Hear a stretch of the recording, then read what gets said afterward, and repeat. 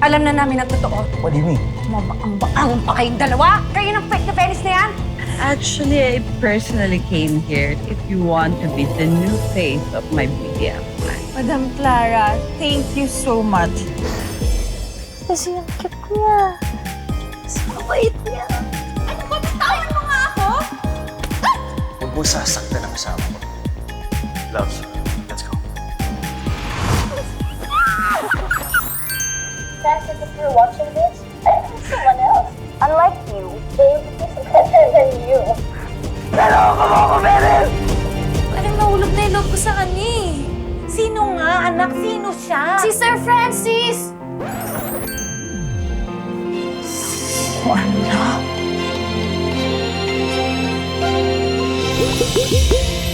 Well, in fairness to you, Venice, napakinabangan natin lahat ng mga branded bags mo, branded shoes mo. Ngayon, lulubayan na rin tayo ni Marcelo. Of course, Mom. I know what I'm doing. Ayoko nang magdagdag problema pa kapag siningil tayo ng si Marcelo. Kaya all the more, kailangan lambingin mo yung asawa mo. Be that loving wife, that caring wife. Bumalik ka na sa asawa mo. Look, Mom. I'm too tired. I can just text him. Plus, ayoko siya makita. Nakakadagdag lang sa stress ko eh. Naalala ko lang yung pagtanggol niya dun sa basurang tatang yun. Hoy, tama si Mom. You have to work on your marriage. Lalo na't muntik nang makatakas ng James na yan. Sa mata ng mga Palma, dapat going strong ang relationship niyo ni Francis. Despite everything that happened. What? Muntikan makatakas si James? That's right. Buti na lang napigilan siya. So ngayon, mabubulok siya sa mental. What you have to do is just focus on Francis. Venice, come here. You need him. We need his money.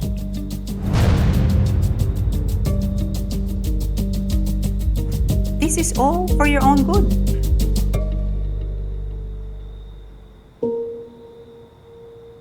Venice! Mag-usap tayo, Venice.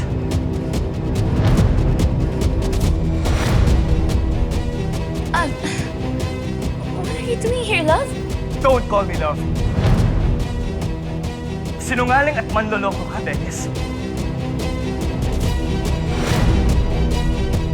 Alam ko naman. May lalaki ka. And you're with that stupid James and Valley. Nakita ko ng video. I don't know what you're talking about. Francis, this is madness. Hindi magagawa ng anak ko ang manloko. Huwag na kayong magsinungaling sa akin. Alam niyo to, di ba, tita? Ha? Naglihim ka din sa akin?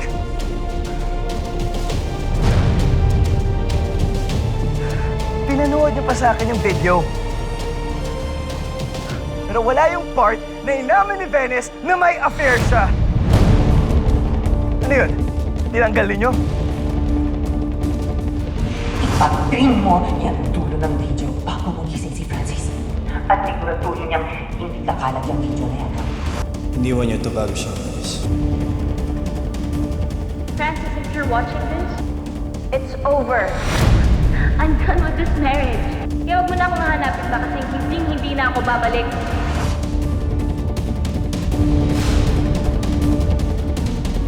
Pati ikaw? Alam mo to, di ba?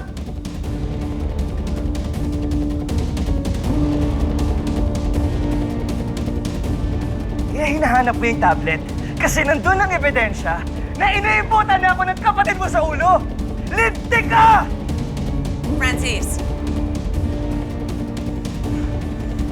Huwag ka nang makialam. Problema namin itong mag-asawa. yung narinig mo or yung nalaman mo dun sa video, it's all lies. I made it all up. Kasi gusto kong magalit ka sa akin eh. But it's not the truth. Nagsinungaling lang ako kasi gusto kong layuan mo ako na hindi mo na ako hanapin. Pero this is just a misunderstanding. Love.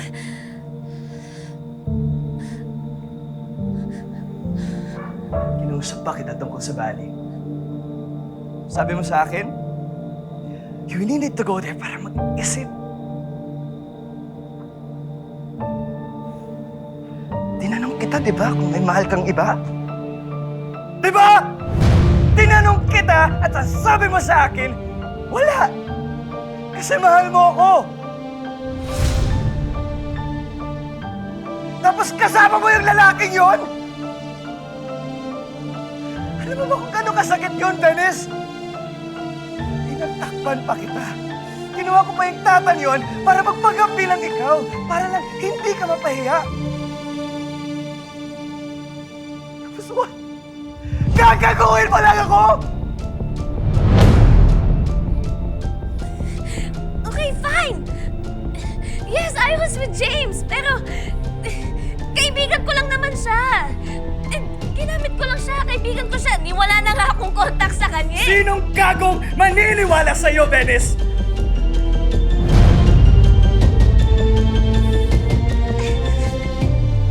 Kasama ko si James.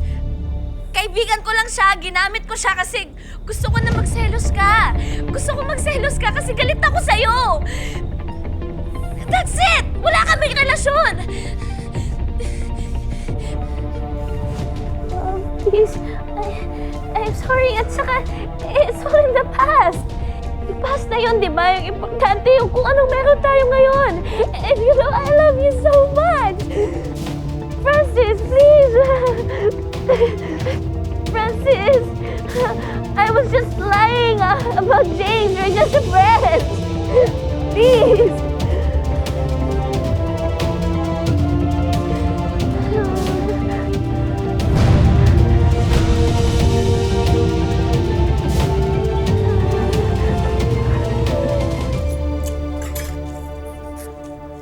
Grabe anak, grabe naman yung inamin mo sa akin. Nawalan tuloy akong ganang kumain. Wala ka pong gana kumain yan, Nay. Nay, hindi mo ako tindiran eh. Kayo naman, stress eating pala, hindi ba pwede yun? Anak, nakaka-stress naman yung sinabi mo sa akin. Nay, sabi mo hindi ka po magagalit. Wala akong kapangakit, ah. Nagulat lang talaga ako sa sinabi mo sa akin. Alam mo anak, kapag tinatanong kita, hindi naman para sa akin yun.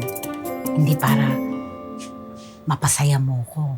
Tinatanong kita para mapaalalahanan mo sarili mo ng tama't mali. Para malabanan mong tukso sa buhay. Tata, totoo yung sinabi ni Nain. Ako nga napakaraming patay na patay sa akin. Pero hindi ko pinagpapapansin yung mga yan.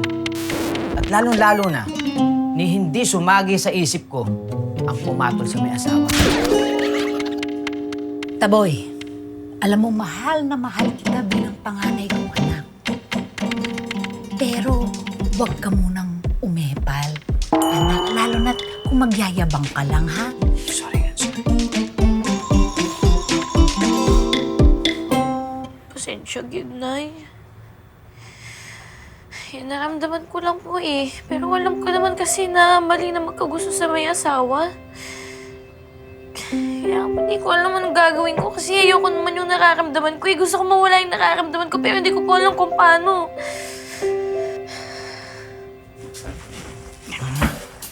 Anak, ang una mo nga himuon, patawarin mo ang iyong kaugalingon. Tapos, lahat ng bumabagabag sa loob mo, idulog mo sa Panginoon. Tutulungan kanyang maliwanagan ang puso at isip mo.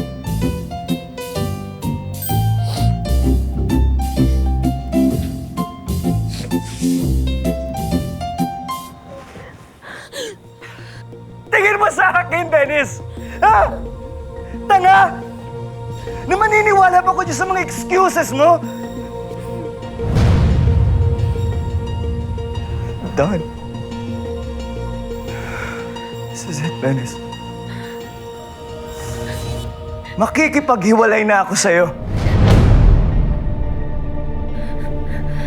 Kakausapin ko ang lawyer ko para ayusin yung annulment natin.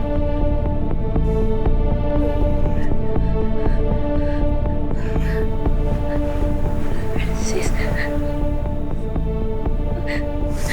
Kita mo to? Kita mo to?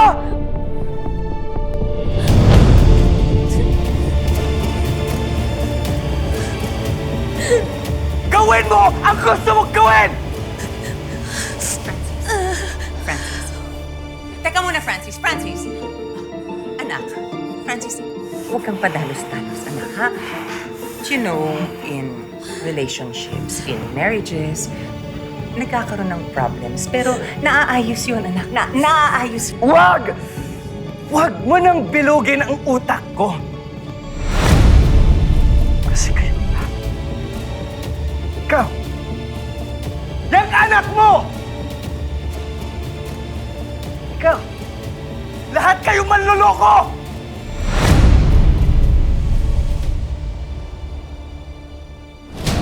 Francis! Francis! Francis! Mom, ate, ano gagawin ko? No, hindi pwede!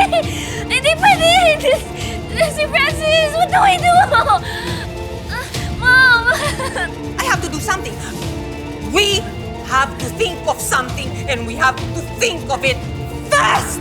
No. This can't happen! What do I do? I'm sure hindi pa nasasabi ni Francis sa mga magulang niya ang tungkol sa inyo. Pigilan mo siya. Pigilan mo siya. Ayokong malaman ng mga palma ang tungkol sa kalandian mo. Iintihan ka!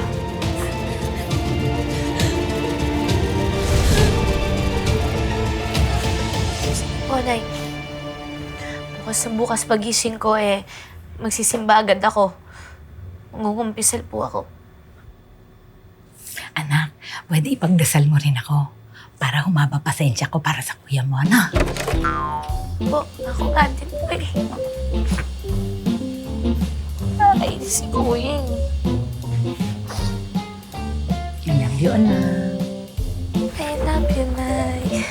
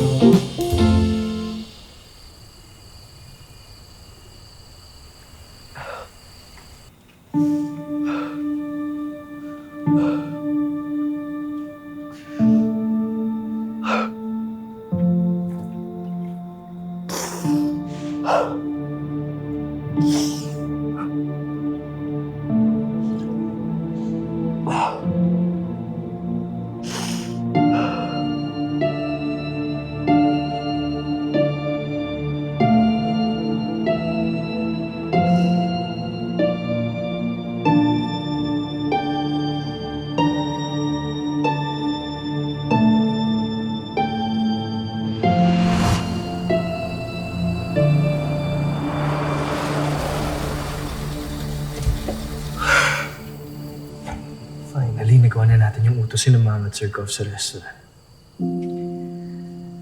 Kaso nagkamali po sa inventory. Mapagalitan na naman ako niya. Teka nga lang, Francis. Punta muna tayong simbahan. Gusto ko magdasal. Pero kuya, gabi na. At wala na pating tao doon.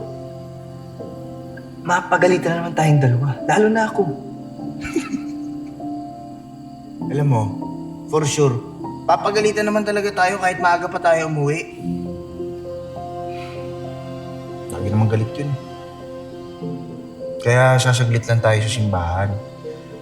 Bukod sa pagdasal, gusto ko lang naman ng konting katahimikan lang din. Kahit 30 minutes lang. Alam mo doon kasi sa simbahan, hindi natin maririnig yung mga pagpapagalit sa atin ni Mama at ni Sir Gob. Walang utos. Walang sermon. Kanami kung katawhay isang kalibutan. Mamaya na nating harapin yan si Sir Gob.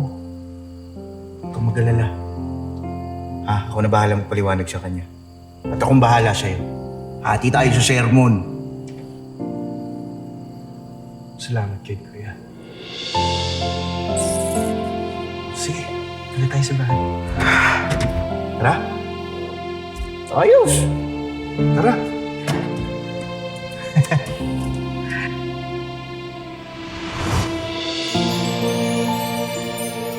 Kuya, ano ba maging ikaw? Alam mo lagi ko anong dapat gagawin.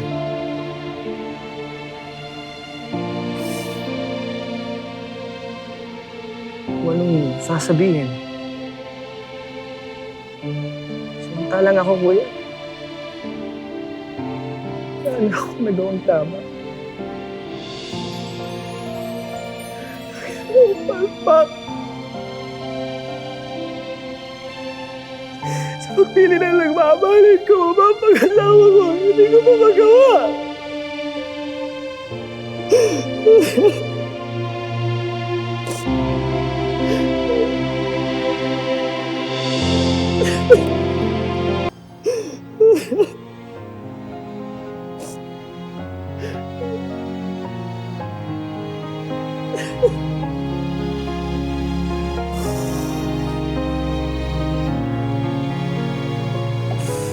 Sana, Kuya, dito ka pa. Buhay ka na lang, Kuya. Kasi ikaw lang mapasagot sa lahat ng mga tanong ko.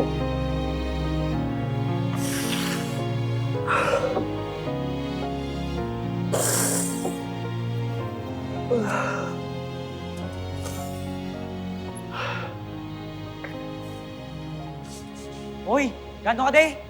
Ubog kayaw? What? No. Di Kuya hubog. Sa Christian Mayor! May ubog diyo! Tawagay niya di barangay!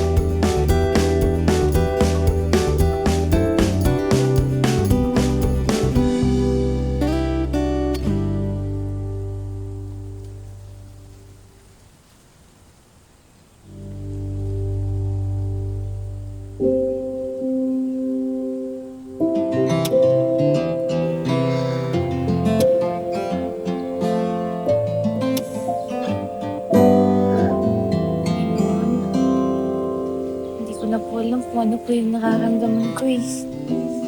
Hindi ko po alam kung anong gagawin ko.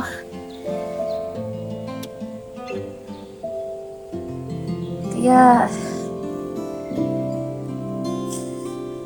tulungan niyo po ako. Papasa ko na lang po sa inyo lahat ng nararamdaman ko.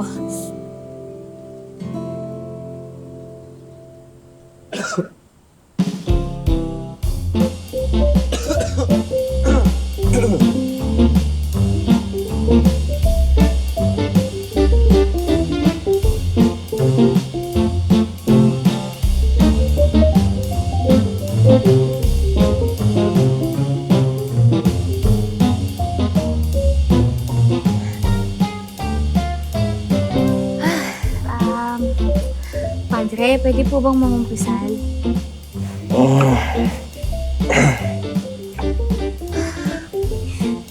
Patawara ako sa akong mga sala. Padre, ngayon lang po ulit ako nangumpisal. Hingi po sana ako ng tulong eh. Ang bigat po kasi nung pakiramdam ko. Kasi po, Nagmamahal po ako sa taong hindi po karapat-rapat.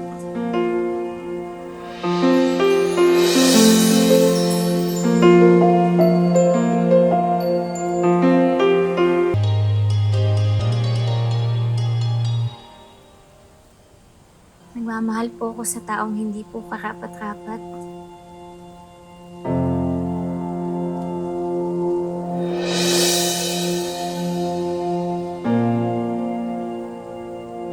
Nagtatrabaho po kasi ako sa mansyon po sa isa sa mga pinakamayayamang pamilya dito sa Iloilo. Baka nga po kilala nyo eh. Yung mga Palma po. Eh kasi si Sir Francis, sipag po siya. Tsaka masunurin po siya sa mga magulang niya, Padre. Sige na nga. Gwapo siya. Tsaka, yung ngiti niya po, isa sa mga pinakamagandang ngiting nakita ko. Eh kaso nga lang, bihira lang siyang ngumiti. Kasi yung sungit-sungit niya, minsan arrogante siya. Sobrang stricto. Tsaka, minsan masakit po siya magsalita. Hindi niya iniisip yung nakakamdaman ko. Pero sa totoo lang, naawa nga po ako sa kanya. Kasi, kaya lang siguro siya gano'n, eh kailangan dinumero lahat ng kilos niya. Hindi kasi siya pwede magkamali po sa personal na buhay niya tsaka sa negosyo niya. Yung tuloy, akala niya walang nakakakita sa mga magagandang ginagawa niya. Akala niya walang nagmamahal sa kanya. Ay, Padre, kung alam lang po niya kung gaano siya kamahal-mahal.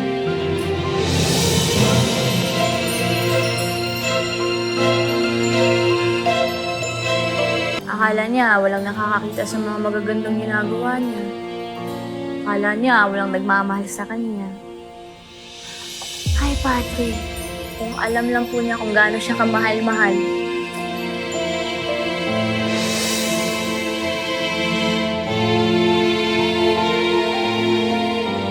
Kaya nga po ako nandito eh, kasi pagkukumpisal ko. Kasi nahulog na po yung loob ko sa kanya kahit may asawa po siya. Padre, anong gagawin ko? Kasi sobrang bigat na nung nararamdaman ko eh. Parang sasabog na po yung dibdib ko. Ngayon ko lang ako naging si Sir Francis. Pasensya, Ginoo. Alam ko kasalanan po ito. Padre, anong gagawin ko? Tulungan mo ko, please. Padre. Tata? Yes, Father.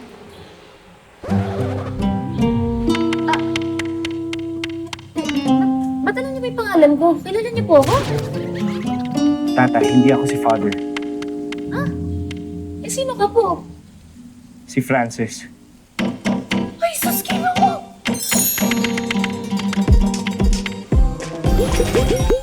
Totoo ba yung mga sinasabi mo sa akin sa confessional? Ha? Ang narinig ko kasi, sabi mo sa akin na mahal mo ko. Anong chika? Ba't pinoproblema na naman ni Ate Tata si Sir Francis? Hindi maganda sa paningin ng ibang tao na makita tayo. Kaya babalik na po ako sa buhay ko. At sana maging okay na rin yung sa'yo, sir. Kailangan matapos to. Kailangan wasakin natin ang muka ni Tata. Sir Francis! Who the hell are you? Ano yung sasabay mo kay Tata?